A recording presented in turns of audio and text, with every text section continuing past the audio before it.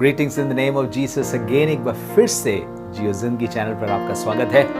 एक नए विचार के साथ आपके बीच में आया और मैं विश्वास करता हूं कि ये विचार आपको आशीष देगा।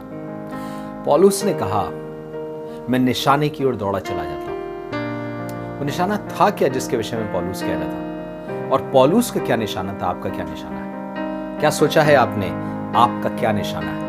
किस तरफ जा रहे हैं आप? जब वो कह रहा था निशाने की तरफ दौड़ा चला जा रहा हूं, तो एक लाइन के लिए सोच रहा था। कह रहा था ताकि मैं मुकुट पा सकूं। एक मुकुट के बारे में सोच रहा था। कौन सा मुकुट था? कौन सी फिनिश लाइन थी उसकी? आपने क्या सोचा है? What is your finish line?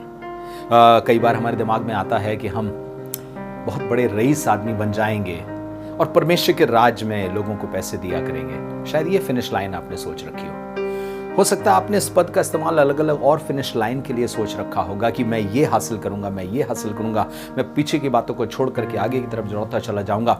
बहुत से अच्छे अच्छे प्रिंसिपल्स हैं इस सिद्धांत, इस वचन में। लेकिन आज एक बात आपके बीच में रखना चाहता हूं कि पौल के मन में क्या विचार था जब उसने कहा मैं निशाने की तरफ दौड़ा चला जाता हूं। चलिए पढ़ते हैं फिलिप्पियों का 3 अध्याय और उसके 12वें पद से। कुछ यूं लिखा है, यह मतलब नहीं कि पा चुका हूं या सिद्ध हो चुका हूं, पर उस पदार्थ को पकड़ने के लिए दौड़ा चला जाता हूं जिसके लिए मसीह यीशु ने मुझे पकड़ा था। उस पदार्थ को पकड़ने के लिए दौड़ा चला जाता हूं जिसके लिए मसीह यीशु ने मुझे पकड़ा था। इसका मतलब मेरे जीवन का उद्देश्य जो मसीह यीशु के द्वारा निर्धारित है, उसी पदार्थ को पकड़ने के लिए दौड़ा चला जाता हूं मैं। सबसे अच्छी बात तो आपको यह बताना मांगता हूं कि पौलुस ने जिस उद्देश्य के लिए मसीह यीशु ने उसको चुना था, क्या वो उससे हासिल करवाना चाहता था, उसके द्वारा पृथ्वी पे क्या काम करना चाहता था, उसको अंत तक उसने कभी भी नहीं छोड़ा। उसने बल्कि हाकिम से, प्रधान से भी कहा, मैंने स्वर्गीय दर्शन की बात को नहीं टाला है। पर आगे बताना चाहता हूं कि आखिर था क्या जिसके पीछे वो भाग रहा था, और आज आप और मैं किसके पीछे भाग रहे हैं? क्या हासिल करने के पीछे भाग रहे हैं? क्या आप चाह रहे हैं कि एक दिन आपका भी बड़ा नाम हो, एक बड़े प्लेटफॉर्म पर आप खड़े होकर के प्रचार कर रहे हो और सैकड़ों, हजारों, लाखों लोगों की भीड़ आपको सुन करके आशीष पाए? बुरी अभिलाषा नहीं है। पर आइए पौलुस जिसके विषय में कह रहा था उसके विषय में बात करते हैं और यह पता करने की कोशिश करते हैं क्या यही आपकी अभिलाषा है। 13वें पद से, हे भाइयों, मेरी भावना यह नहीं कि पकड़ चुका हूं, परंतु केवल यह काम करता हूं कि जो बातें पीछे रह गई उनको भूलकर आगे की बातों की ओर बढ़ता हुआ निशाने की ओर दौड़ा चला जाता हूं, ताकि वो इनाम पाऊं जिसके लिए परमेश्वर ने मुझे मसीह यीशु में ऊपर बुलाया है। पौलुस इस बात के लिए क्लियर था कि यीशु मसीह ने जिस काम के लिए मुझे बुलाया है, मैं आज तक उसी के लिए दौड़ा चला जा रहा हूं, और एक इनाम है जो मुझे अभी हासिल नहीं हुआ है, मैं उसके लिए दौड़ा चला जा रहा हूं। तुमने इतनी कलीसियाओं की स्थापना कर दी, तुम फिलिप्पी के भी कलीसिया की स्थापना करके आज उसे चिट्ठी लिख रहे हो। कितनी और जगहों पर तुमने परमेश्वर के काम को स्थापित किया है जो बड़े से बड़े प्रेरित नहीं कर पाए। शायद पतरस इतनी जगहों पर नहीं जा पाया, पौलुस जितनी जगहों पर तुम गए हो। तुम्हारे द्वारा मुर्दा जिंदा हुआ है। याद करो, एक आदमी छत से ऐसे गिर गया या खिड़की से गिर गया था और तुम गए और तुमने उसको उठा के खड़ा कर दिया, तुमने उसे जिंदा कर दिया। वो मर गया था, जिंदा कर दिया। सो पौलुस, तुम सामर्थी हो, तुमने अद्भुत काम देखे, तुमने कलीसियाओं की स्थापना करी है, तुमने गौरव को देखा है, तुमने महिमा को देखा है। लोग तुम्हें देवता देवता कह करके पुकार रहे थे। पौलुस कह रहा, पर ये मेरा एंड नहीं है ना, मैं इसको चाहता था। जब वो मुझे देवता देवता पुकार रहे थे तो मैंने उनको मना किया, ना, हम सिर्फ मनुष्य हैं, तुम्हारे समान दुख सुख भोगी मनुष्य हैं। क्योंकि देवता पुकारा जाना ये हमारे कभी भी ध्येय या उद्देश्य नहीं रहा है। ये निशाना नहीं है कि लोग मेरी इज्जत करें, एक दिन दुनिया मेरी इज्जत करे। चार्ल्स स्पर्जन ने कहा है, do you want to be honoured by the world that killed your saviour? क्या तुम उस संसार से इज्जत की सोच रख रहे हो जिसने तुम्हारे उद्धारकर्ता को मार डाला?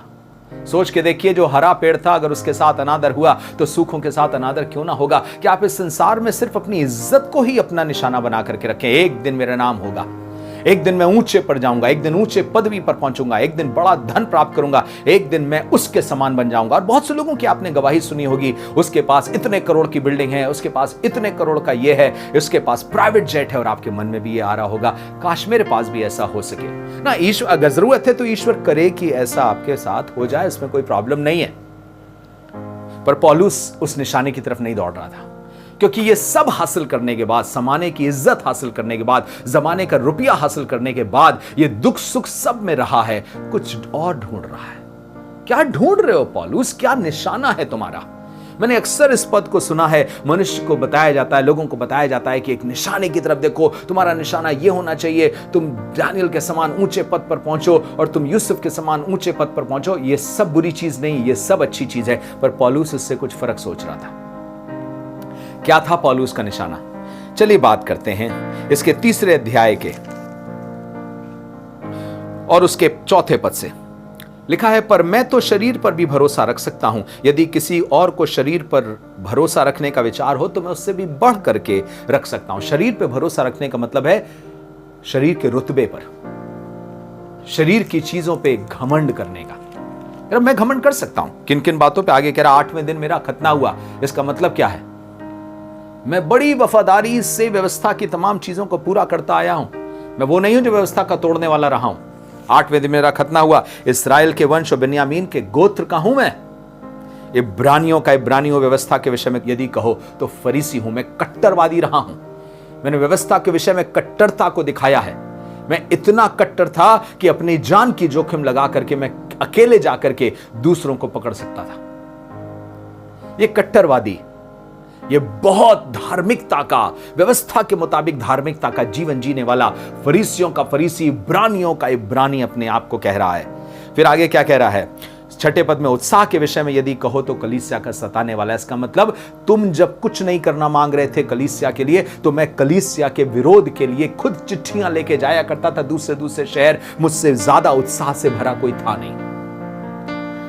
मुझे मालूम नहीं आप किस बात पे घमंड करते हैं या किस बात को अपना सबसे बड़ा ऊंचा ओहदा मानते हैं। आप किस खानदान के हैं, कितने रईस हैं, कितना आपके पास धन है, आप क्या कर देते हैं। आप एक से कहते हैं आ तो आता है, दूसरे से कहते हैं जा तो वो जाता है। मैं आपसे कहना मांगता हूं, इससे भी बड़ा घमंड का कारण आपको देना चाहता हूं जो पौलुस के पास था। सुनिए आगे क्या कह रहा है। परंतु जो बातें मेरे लाभ की थी उन्हीं को मैंने मसीह के कारण हानि समझ लिया। इसका मतलब इन चीजों से लाभ मिल सकता था मुझे। यस, उन चीजों से लाभ मिल सकता था, मेरे पद से लाभ मिल सकता था, बड़े बड़े लोगों से रसूख थे उससे लाभ मिल सकता था, फरीसी था मैं उससे लाभ मिल सकता था, इब्रानियों का इब्रानी था उससे लाभ मिल सकता था, मैं इब्राहिम के वंश का हूं उससे लाभ मिल सकता है। पर मैंने जातियों के बीच में मारा मारा क्यों फिरता हूं? क्या है? सुनिएगा क्या कह रहा है। वरन मैं अपने प्रभु यीशु मसीह की पहचान की उत्तमता के कारण सब बातों को हानि समझता हूं। जो लाभ की थी उनको हानि समझता हूं, मसीह की पहचान की उत्तमता के कारण। To know the excellent knowledge of God, मतलब मैं परमेश्वर की एक्सीलेंस को जान सकूं। वो क्या है, यीशु मसीह क्या है, उसको जान सकूं। आगे सुनिए क्या कह रहा है, फिर से पढ़ रहा हूं 7-8। परंतु जो जो बातें मेरे लाभ की थी उन्हीं को मैंने मसीह के कारण हानि समझ लिया है। वरन मैं अपने प्रभु यीशु मसीह की पहचान की उत्तमता के कारण सब बातों को हानि समझता हूं, कि मैं उसको पहचान सकूं, उसकी पहचान मुझ में पाई जाए। इसकी तुलना में सब कुछ कूड़ा है। मैं उसे और कितना ज्यादा समझ सकूं और उसे कितना अपने ऊपर अंदर उतार सकूं, इसकी तुलना में बाकी सब कूड़ा है। मुझे बड़े से बड़े लोगों के साथ खड़ा करवा दो, उनके महलों में, उसके जलसों में मुझे शामिल करवा दो, ये सब कूड़ा है। मेरी फोटो बड़े बड़े अधिकारियों के साथ खिंचवा दो, ये सब कूड़ा है। अगर मसीह की पहचान मुझ में ना हो और मैं मसीह की पहचान में ना बढ़ूं तो कह रहा है ये सब कूड़ा है मेरे लिए। और आगे सुनिए क्या कह रहा है। उन्हें कूड़ा समझता हूं जिससे मैं मसीह को प्राप्त करूं, जिससे मैं मसीह को प्राप्त करूं। ध्यान से सुनिएगा, यीशु मसीह ने कहा था अगर कोई सब कुछ छोड़ करके मेरे पीछे ना चले तो मेरा चेला नहीं हो सकता। इसका मतलब क्या वो ये मना कर रहा है कि मेरे चेले मत बनो? ना, वो ये कहना मांग रहा है मेरे चेले बनने के लिए तुम्हें मुझसे इतनी मोहब्बत होनी पड़ेगी कि बाकी सब चीजें तुम्हारे लिए दूसरे स्थान पर हो जाएगी। माफ करिएगा, आज इसीलिए बहुत कम चेले होते हैं, सदस्य ज्यादा होते हैं। कलीसियाओं के सदस्य बहुत है और हर एक जन सदस्य बनाने की कोशिश कर रहा है, क्योंकि सदस्य बनने में ज्यादा कोई प्रॉब्लम भी नहीं है, थोड़े से पैसे लगते हैं, पादरी के पास भी ज्यादा कोई समस्या नहीं है। पर चेले बनाने में जिंदगी बीत जाती है, चेले बनाने में और बनने में जिंदगी बीत जाती है। यीशु मसीह ने कहा यह बात कि जब तक कोई सबसे अधिक मुझसे प्रेम ना करे, सब कुछ छोड़ करके मुझसे प्रेम ना करे, मेरा चेला नहीं हो सकता। वो स्टैंडर्ड सेट कर रहा था। वो कह रहा था, do you know, in order to be my disciple, to be my disciple, there will come a time you will have to say no to every other thing. बाकी सब चीजों के लिए हो सकता है तुम्हें ना कहना पड़ जाए, बड़े बड़े धन के मौकों को तुम्हें ना कह देना पड़ जाए, बड़े बड़े मौकों को तुम्हें ना कहना पड़ जाए। और जैसे इब्रानियों उसके 11वें अध्याय में लिखा हुआ मूसा ने किया था, क्या बाइबल में लिखा है, फिरौन की बेटी का बेटा कहलाने से उसने इनकार कर दिया। क्यों? मसीह के लोगों के साथ दुख उठाना है, मसीह के कारण।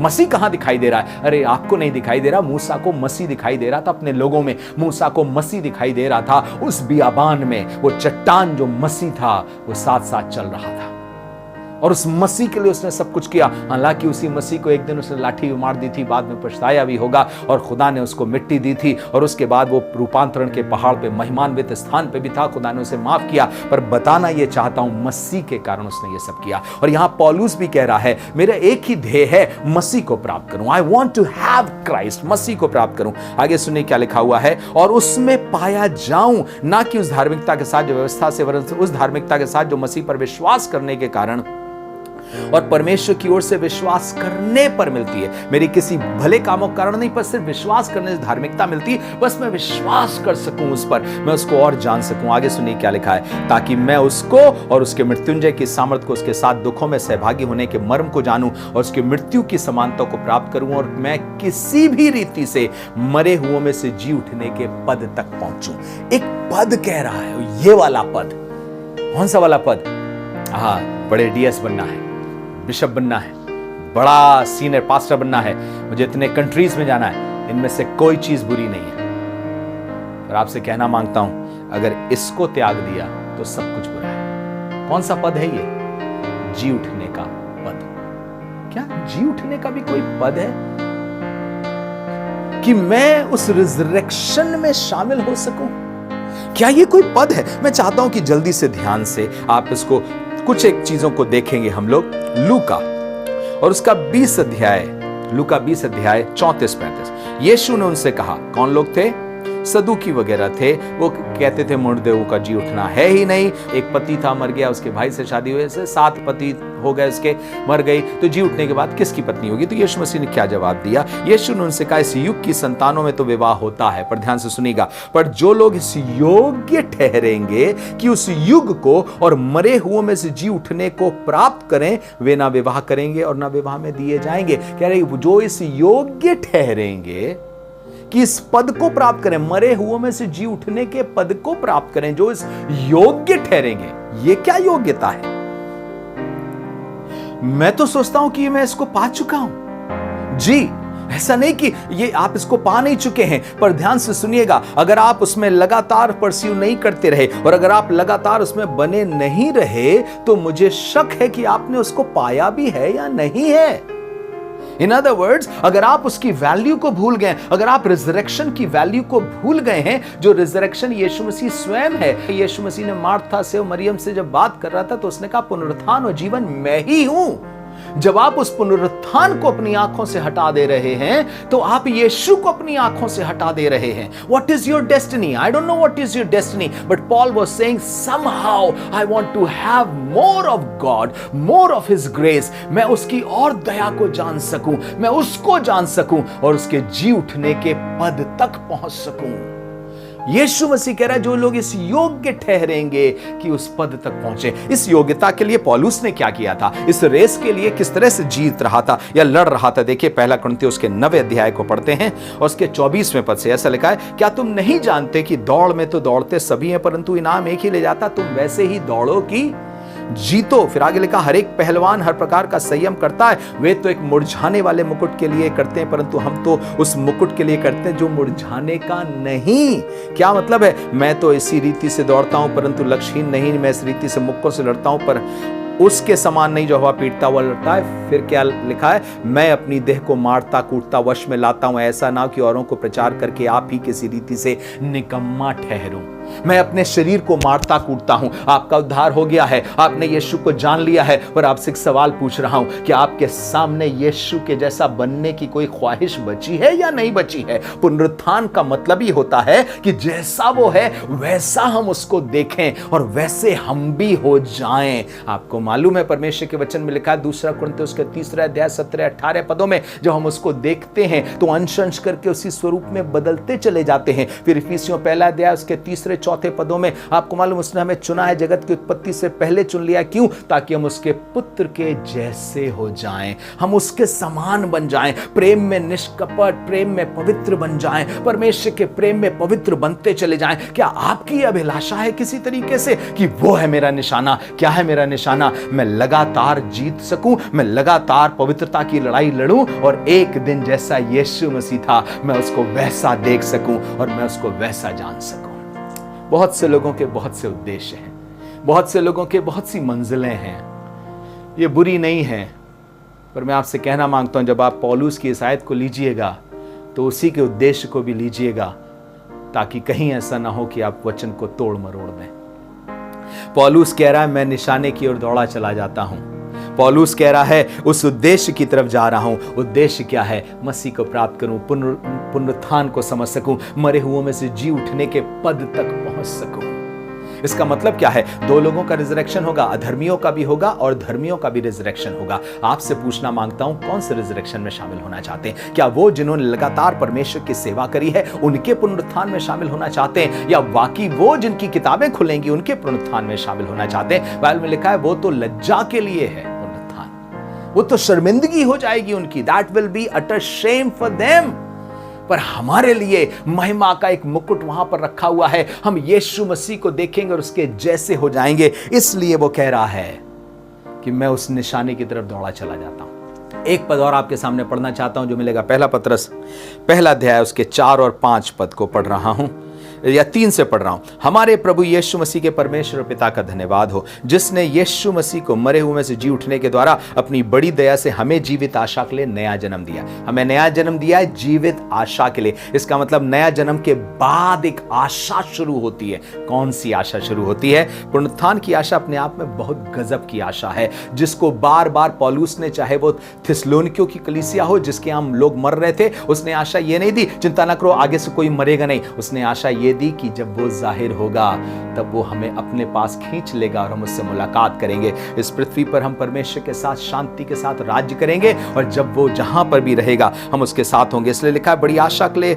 नया जन्म दिया है। 4 पद में लिखा अर्थात एक अविनाशी और निर्मल और अजर मीरास के लिए तुम्हारे लिए स्वर्ग में रखी है, जिसकी रक्षा परमेश्वर के सामर्थ्य विश्वास के द्वारा उस उद्धार के लिए जो आने वाले समय में प्रकट होने वाली है की जाती है। एक उद्धार प्रकट होने वाला। मुझे तो लग रहा था उद्धार हो गया, जी उद्धार हो गया है, लेकिन क्या आप नहीं चाहते कि इस देह से भी छुटकारा पाएं, इस मृत्यु की देह से भी छुटकारा पाएं, ना पाप रह जाए। जब आपको मालूम है यीशु मसीह आ जाएगा, यीशु मसीह का राज्य पूरी पृथ्वी पर स्थापित होगा, हम यीशु मसीह को बादलों में देखेंगे, हम उससे मुलाकात करेंगे, तो आपको बताना चाहता हूं जितने मुर्दे हैं वो जी उठेंगे और जितने जीवित होंगे वो महिमान्वित शरीर में होंगे। फिर उस महिमान्वित शरीर में मालूम क्या होगा? There will be no presence of sin, there will be no power of sin and there will be no pollution of sin. I am sorry to say there is presence of sin in today's body. I am sorry to say there is pollution of sin today,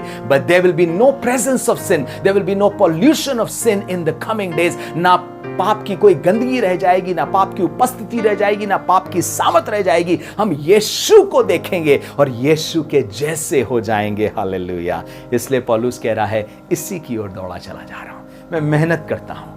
किस बात पे मेहनत करता हूं? अपने आप पर मेहनत करता हूं, अपने दिल पर मेहनत करता हूं, अपनी सोच पर मेहनत करता हूं। मैं घमंड नहीं करता संसार की चीजों पर। मैं सोचता हूं कि मैं कैसे और मसीह को जान सकूं, मैं उसकी पहचान की उत्तमता को जान सकूं, मैं समझ सकूं how great Jesus is, how great God is and how can I be like him. मैं उसके जैसा कैसे बन सकूं। मेरी प्रार्थना है प्रभु के लोगों, आप प्रभु को जानें, प्रभु में बढ़ें, उसके जी उठने के पद तक पहुंचने के लिए प्रयत्नशील बने रहें। God bless you. प्रभु आपको आशीष दे।